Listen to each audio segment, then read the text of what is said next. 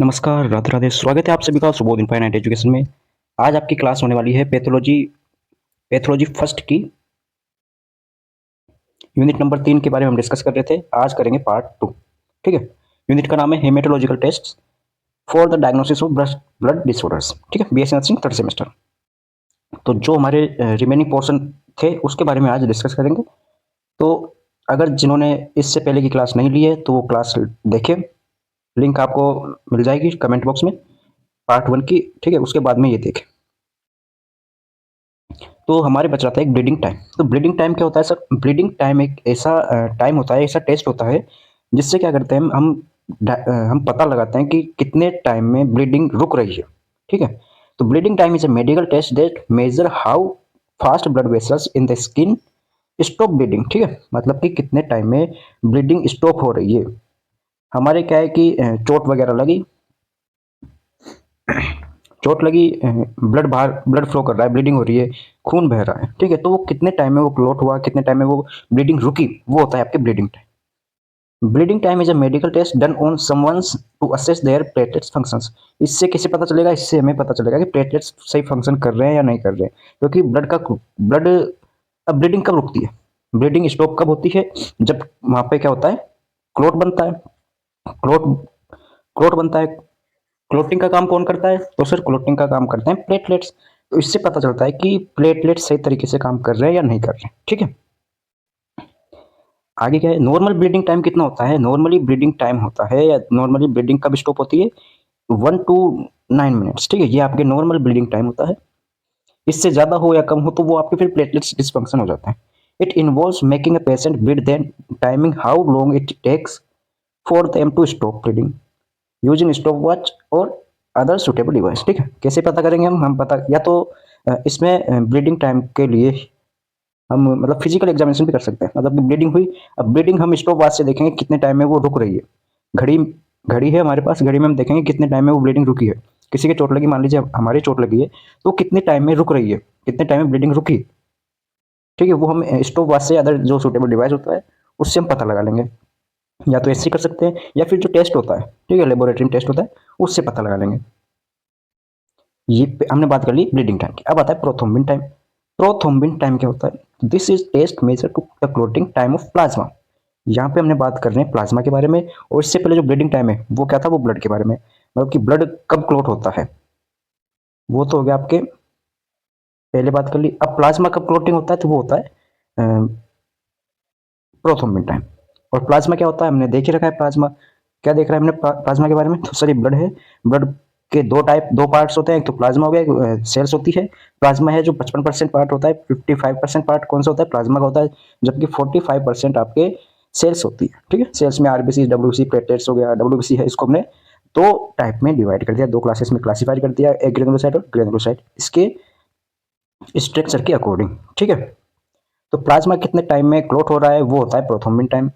Patient is blood screening test for many types of bleeding disorder. इससे क्या होता है? इससे हमें पता चलता है कि जो ब्लीडिंग डिसऑर्डर है उसके टाइप्स के बारे में हमें पता चलता है। जैसे कि for the example liver test हो गया, लीवर डैमेज हो, ठीक है, उसके बारे में भी हम इससे कोई लीवर डिजीज हो गया, डिसऑर्डर हो गया लीवर, तो उसको भी हम प्रोथ्रोम्बिन टाइम के थ्रू डायग्नोस कर सकते हैं। तो नॉर्मल टाइम कितना होता है प्रोथ्रोम्बिन टाइम? वो होता है 11 to 13.5 सेकेंड्स। ठीक है, 11 से 13.5 सेकेंड इसका नॉर्मल रेंज होता है। Normal range worries somewhat in different lab. अलग अलग लैब में अलग अलग टाइमिंग शो हो सकता है, क्योंकि मैकेनिकल टेक्निकल अलग अलग टेक्निक होती है मेजर करने की। ठीक है, लेकिन नॉर्मल हम देखें रेंज तो 11 से 13.5 सेकेंड्स होता है। देन आता है हमारे पास blood grouping and cross matching. ठीक है, blood grouping and cross matching आपके हेडिंग है, जो इसमें हम पहले देखते हैं ब्लड ग्रुपिंग के बारे में। ब्लड ग्रुपिंग क्या होती है भाई? सबको पता है, सबने पढ़ रखा है ब्लड ग्रुप के बारे में। ब्लड ग्रुप कौन सा होता है? ए बी ओ और बी। ठीक है, ये सब आपने पढ़ रखा है। और एक होता है आर एच वाला। ठीक है, are H positive, R H negative. ठीक है, तो देखो मैं आपको एक बार ब्रॉडली समझा देता हूँ, प्रॉपर से ब्रीफली, उसके बाद में हम पढ़ेंगे कि जैसे एंटीजेंस पाई जाती है। अब एंटीजेंस कहाँ पे पाई जाती है? तो सर एंटीजेंस पाई जाती है आरबीसी पर। ठीक है, कहाँ पे पाई जाती है एंटीजेंस? देख लेते हैं एक बार। एंटीजेंस पाई जाती है आपके आरबीसी पर, और जो एंटीबॉडीज है वो पाई जाती है प्लाज्मा पर, ठीक है। तो ब्लड ग्रुप ए है, ठीक है। ब्लड ग्रुप ए है तो इसके पास एंटीजन कौन सी होगी, एंटीजन होगी सर ए। एंटीबॉडी कौन सी होगी, एंटीबॉडी होगी बी, ठीक है। और अब इसका ब्लड ग्रुप कौन सा हो गया, तो ए ब्लड ग्रुप हो गया। क्यों, क्योंकि इसमें एंटीजन ए पाई जाती है। अब ए पॉजिटिव है या नेगेटिव है, इसका कैसे पता चले, इसका पता चलता है आर एच से। आर एच फैक्टर होता है, अगर आर एच पॉजिटिव है तो ए पॉजिटिव हो जाएगा ब्लड, आर एच नेगेटिव है तो ब्लड ग्रुप कौन सा हो जाएगा, ए नेगेटिव हो जाएगा, ठीक है। इससे हम डिस्कस करते हैं, इससे हम पता लगते हैं। इसमें आर एच का भी बहुत बड़ा योगदान रहता है। तो स्टार्ट करते हैं ब्लड ग्रुपिंग के बारे में। ब्लड ग्रुपिंग इज या blood is classified into blood groups according to whether certain substance are present और नॉट, ठीक है। ब्लड को हमने क्लासिफाइड किया है ब्लड ग्रुप के अकॉर्डिंग। कैसे हमने क्लासिफाइड किया है, कुछ सब्सटेंस होते हैं जो कि उसकी प्रेजेंस और एब्सेंस के अकॉर्डिंग हमने ब्लड ग्रुप को क्लासिफाइड किया है। अब यहाँ पे कौन से सब्सटेंस हो गए, वो सब्सटेंस हो गए एंटीजन एंड एंटीबॉडीज, ठीक है। तो इनकी कहाँ पर ये प्रेजेंट होते हैं, कहाँ पर नहीं होते हैं, उनके अकॉर्डिंग हमने ब्लड को क्लासिफाइड कर दिया ब्लड ग्रुप के अंदर, ठीक है। These includes antigens, type of sugar. Antigens क्या होता है, एंटीजेंस टाइप्स ऑफ शुगर या प्रोटीन्स होते हैं, ठीक है। प्रोटीन्स या शुगर के जो पार्ट होते हैं उसको हम एंटीजन बोल सकते हैं, जो कहाँ पे पाए जाते हैं, आरबीसीज पर पाए जाते हैं। एंटीजन कहाँ पे पाए जाते हैं, ये याद रखें, एंटीजन होते हैं आपके आरबीसी, और एंटीबॉडी होती है प्लाज्मा पर, ठीक है, याद रखें।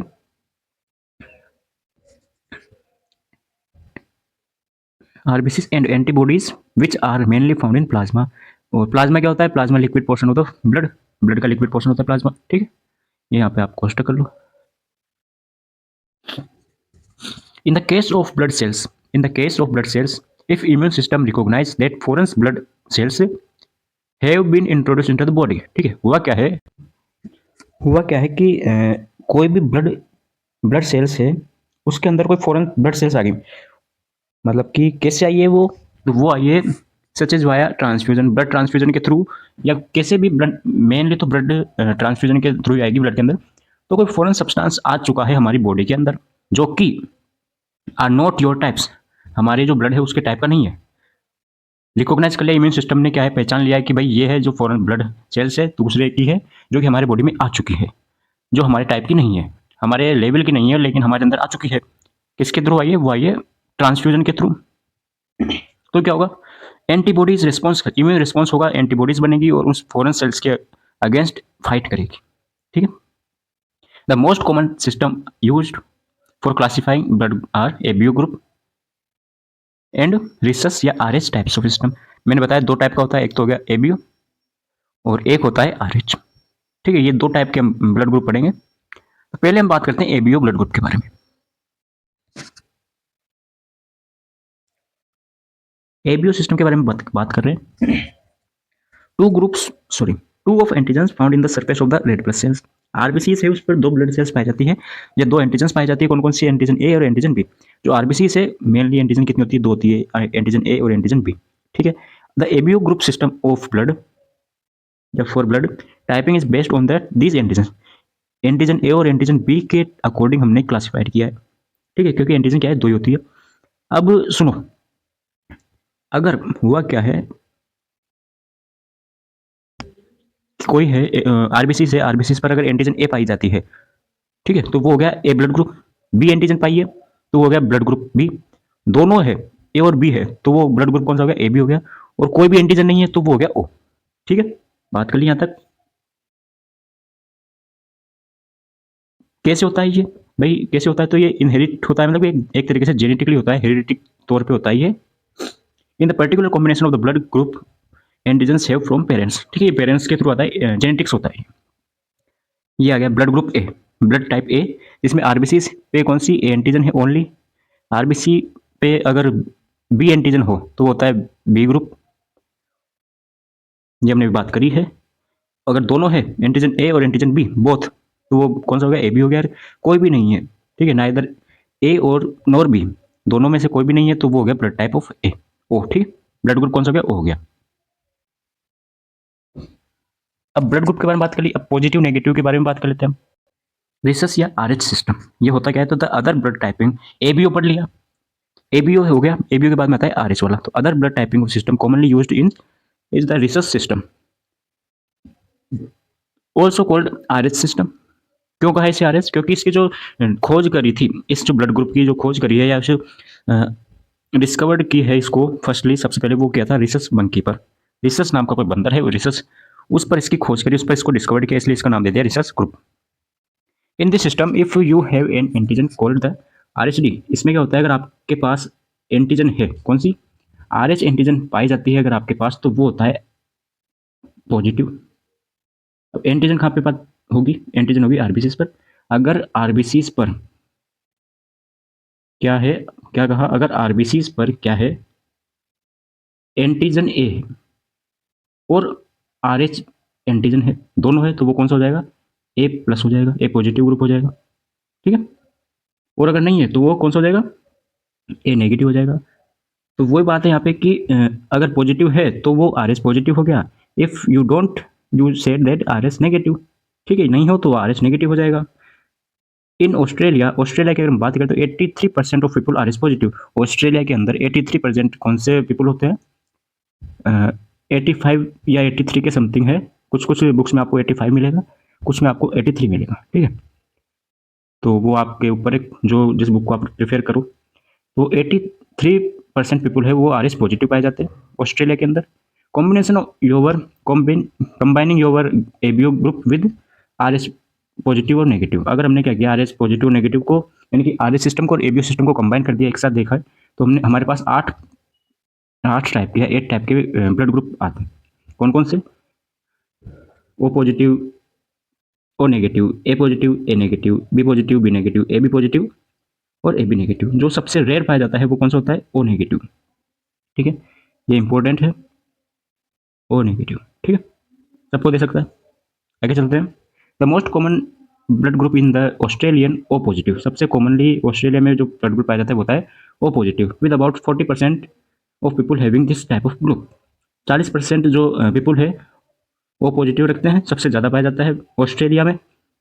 On the other hands only 1% of Australian A B negative, सबसे कम ए बी नेगेटिव वाले रहते हैं ऑस्ट्रेलिया में, ठीक है, ये याद रखो या मत रखो, इंपॉर्टेंट नहीं है ये। One difference between R S system and the ABO system, कभी कभी एग्जाम में डिफरेंस पूछ लेते हैं कि एबीओ के और जो आर एस सिस्टम है उन दोनों में कोई एक डिफरेंस बता दीजिए, मेजर डिफरेंस। तो उसका मेजर डिफरेंस ये है कि आर एच नेगेटिव है, कोई पीपल है आर एच नेगेटिव है, उसको don't usually possess antibodies against R H D unless they have been previously expose to it. हमने पहले बता दिया कि भाई अगर आर एच नेगेटिव है तो उसके पास कोई भी एंटीजन नहीं होगी, सॉरी कोई भी एंटीबॉडीज नहीं होगी। अगर कोई व्यक्ति आर एच नेगेटिव है तो उसके पास कोई भी एंटीबॉडीज नहीं होगी। लेकिन एबीओ की अगर हम बात करें, एबीओ ग्रुप के बारे में, तो अगर एंटीजन इज एब्सेंट, अगर किसी के पास एंटीजन नहीं है तो उसके पास प्लाज्मा में एंटीबॉडीज प्रेजेंट होगी, ठीक है। सब जैसे कि हमने बात करी, अभी बात करते हैं। ये देखो आप, ये है हमारे पास blood group, blood group A हो गया। एंटीजन कौन सी होती है, ए बी, और एंटीबॉडीज कुछ भी नहीं होती है, ठीक है। यहीं पर हम बात करते हैं कि अभी जैसे हमने देखा कि आर एच, कोई आर एच नेगेटिव है, उसके पास कोई भी एंटीजन नहीं है, कोई भी एंटीजन नहीं है, मतलब आर एच नेगेटिव है इसलिए तो नहीं है उसके पास, आर एच नेगेटिव है, इसके पास आर एच जो एंटीजन है वो नहीं है, तो इसके पास एंटीबॉडीज भी नहीं होगी, ये हमने देखा। लेकिन एबीओ में क्या होता है, अगर इसके पास, किसी के पास एंटीजन नहीं है, अब यहाँ पे ओ के पास एंटीजन नहीं है, तो उसके पास एंटीबॉडीज तो होगी, एंटीबॉडी है, ए बी एंटीबॉडी है, ठीक है, ये इनमें डिफरेंस है। तो ये आपने 6th क्लास से देखते आ रहे हो आपके चार्ट, किसको दे सकता है किसको नहीं दे सकता है।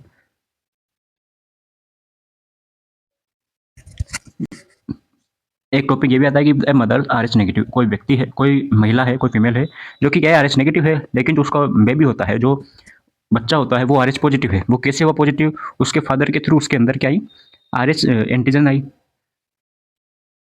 The father R H positive, ठीक है। तो बच्चा क्या हो गया, आर एच पॉजिटिव हो गया, लेकिन जो माता है उसकी वो कौन सी है, आर एच नेगेटिव है। द मदर कुड प्रोड्यूस, तो मदर क्या करेगी, प्रोड्यूस करेगी antibodies that fight the babies red blood cells.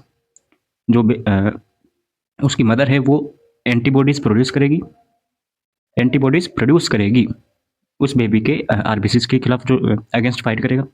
This can happens if the blood from the unborn babies enter mother circulation. कब होगा ये? जबकि जो बेबी है, अनबोर्न है, वो जिसका जन्म नहीं हुआ है, वो अभी तक,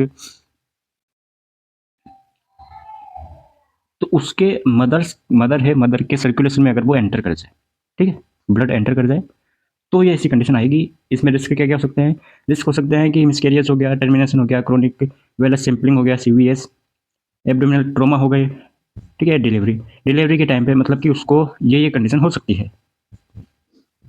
टर्मिनेशन भी हो सकता है, एंड ऑफ प्रेगनेंसी हो सकती है उसकी, अबॉर्शन हो जाए, डेथ वगैरह हो जाए उसके बच्चे की। तो इसके लिए क्या होता है? इसके लिए इंजेक्शन होता है, जिसे एंटी डी इंजेक्शन बोलते हैं, जिसकी जरूरत पड़ती है उसके प्रिवेंट बचाने के लिए, prevent this antibodies against RS positive blood being produce. कौन सा एंटी डी इंजेक्शन होता है जो कि उसको लगाया जाता है? ये तो आप देख लोगे, ठीक है, चलो देख लो, चलो। ए बी है ब्लड ग्रुप, किसको दे सकता है वो? ए बी, ए बी जो ब्लड ग्रुप है वो केवल ए बी को दे सकता है, लेकिन किस किस से ले सकता है वो ब्लड? कोई A B positive A B group वाला है वो ए बी से ले सकता है, ओ से, ए बी से, और ए और बी से, ठीक है, इनसे वो ब्लड ले सकता है। तो ये तो आप देख लोगे, छोड़ो इनको। तो क्रॉस मैचिंग लास्ट टॉपिक आता है आपका इस यूनिट का। क्रॉस मैचिंग, क्रॉस मैचिंग किस टाइम पे दी जाती है? तो कब करते हैं ये? ब्लड ट्रांसफ्यूजन के टाइम पे। कब? ब्लड ट्रांसफ्यूजन के टाइम पे, जब ब्लड चढ़ाते हैं एक से दूसरे में, उस टाइम पर ही हम ये क्रॉस मैचिंग करते हैं। Cross matching is the procedure. Cross matching क्या है? प्रोसीजर होता है perform prior to blood transfusion. Blood transfusion के टाइम पर ये परफॉर्म करते हैं। क्यों करते हैं? To determine whether donor blood is compatible और इनकॉम्पिटिबल विद रेसिपिएंट ब्लड। ठीक है, मतलब कि जो डोनर है, जो ब्लड दे रहा है, वो रेसिपिएंट ब्लड है जो ले रहा है ब्लड, उसके लिए कॉम्पिटिबल है या नहीं है, मतलब कि अनुकूल है या नहीं है, ये ले सकता है या नहीं ले सकता इस ब्लड को, ठीक है। इस टाइम पर ये क्रॉस मैचिंग करते हैं। Compatibility is determined through matching of different blood group system, the most important of which are ABO and RA system. इसको देखते हैं अपन, एबीओ और आरए सिस्टम बहुत इंपॉर्टेंट होता है ब्लड ट्रांसफ्यूजन के टाइम पर। And by directly testing for the presence of antibodies, या तो ये देखो आप आर एस पॉजिटिव है या नेगेटिव है, और एबीओ देखो, ये नहीं देखो तो एको टेस्ट होता है, directly testing for the presence of antibodies against the sample of donor tissues of blood. ठीक है, या तो हम ये देखेंगे, इसको मैच करेंगे, या फिर हम मैच करेंगे ये कि जो डोनर है उसके टिश्यूज में वो एंटीबॉडीज है या नहीं है, ठीक है। पर्पज क्या है इसका? पर्पज क्या है क्रॉस मैचिंग का? तो the cross match is routinely used as the final step of the pre transfusion compatibility test.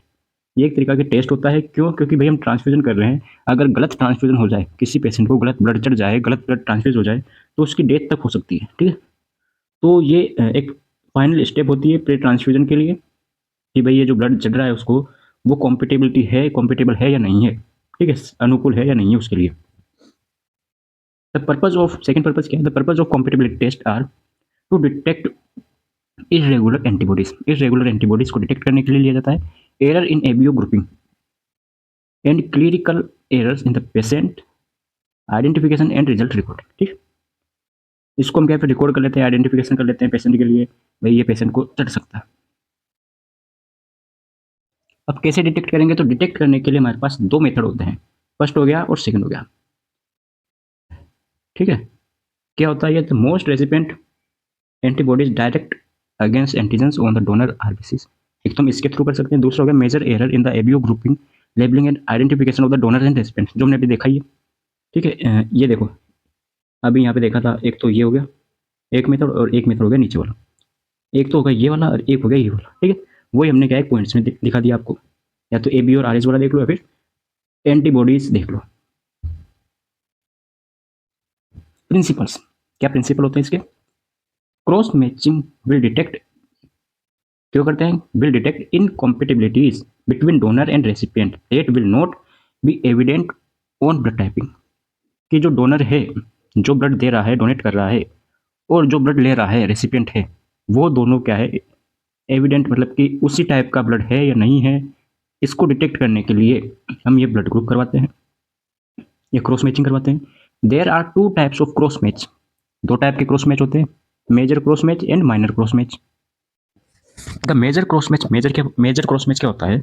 Major cross match में involve testing the patient's serum. इसमें क्या करते हैं, पेशेंट का जो सीरम है विद उसको टेस्ट करते हैं, पेशेंट का जो सीरम है उसको टेस्ट करते हैं with donor cells determine, donor cells के साथ। जिससे क्या होता है, टू डिटरमाइन, क्यों करते हैं ये, पेशेंट्स का सीरम डोनर सेल्स के साथ टेस्ट करते हैं, क्यों करते हैं, टू डिटरमाइन, पता लगाने के लिए the patient has an antibodies which may cause hemolytic transfusion reaction और decrease cell survival donor cells. This is the most important cross match. ठीक है, इसमें हम क्या करते हैं, पेशेंट का जो सीरम है उसको डोनर सेल से टेस्ट करते हैं, जबकि माइनर में क्या करते हैं, माइनर में डोनर का प्लाज्मा, मतलब कि डोनर का क्या हो गया, सीरम, और पेशेंट की सेल होती है, पेशेंट सेल्स और डोनर प्लाज्मा या डोनर सीरम, मतलब कि मेजर और माइनर दोनों एक तरीके से ऑपोजिट है दोनों के। ठीक है, प्रोसीजर्स की बात कर लेते हैं, कैसे हम इसको प्रोड्यूस करते हैं, प्रोसेस्ड करते हैं।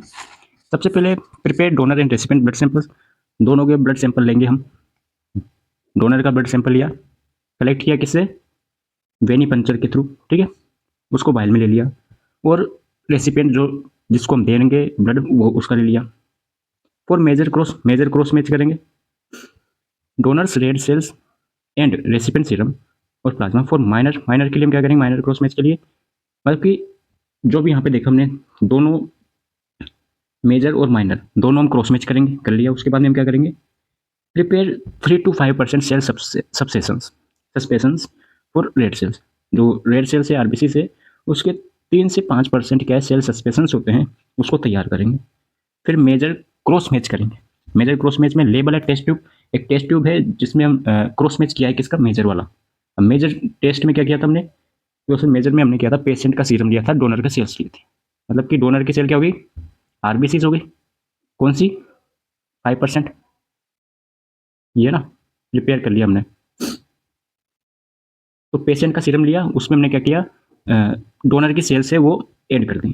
क्या किया हमने, label a test tube, add 2 drops of patient serum, उसमें पेशेंट का 2 ड्रॉप पेशेंट की सीरम की ड्रॉप डाल दी, 1 drop of appropriate donor cell substances. ये हमने तैयार किया था। ठीक है, इसकी हमने 1 ड्रॉप डाली, और पेशेंट की जो सीरम है उसकी हमने 2 ड्रॉप डाल दी। ठीक है, मेजर के लिए। माइनर के लिए हम उल्टा करेंगे, 2 ड्रॉप डोनर की डालेंगे, जबकि 1 ड्रॉप किसकी डालेंगे, हम पेशेंट की डालेंगे, वही आरबीसी। ठीक है, उसके बाद में हम मिक्स कर देंगे, मिक्स द ट्यूब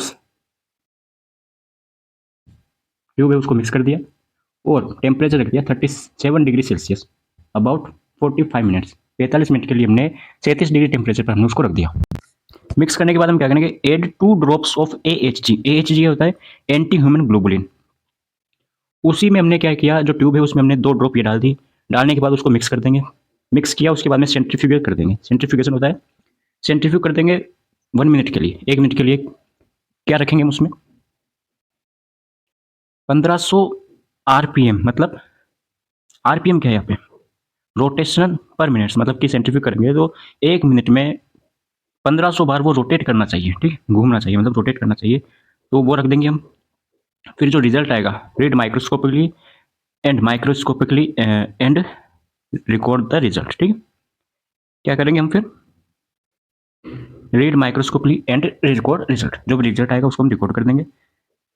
इंटरप्रिटेशन क्या होता है, मतलब कि पूरा निकाला हमने तो हुआ क्या है इसमें, इसका मतलब सार क्या है पूरे का, तो mixture of the erythrocytes and serum are observe for haemolysis, और मतलब कि हीमोलाइसिस जो हमने ठीक है, मतलब कि जो हमने मिक्सर लिया था आरबीसी का, मतलब डोनर की आरबीसी ली, ठीक है, और जो रेसिपिएंट उसका सीरम लिया, फिर सीरम इसका डोनर का सीरम लिया, और उसकी आरबीसी ली रेसिपिएंट की।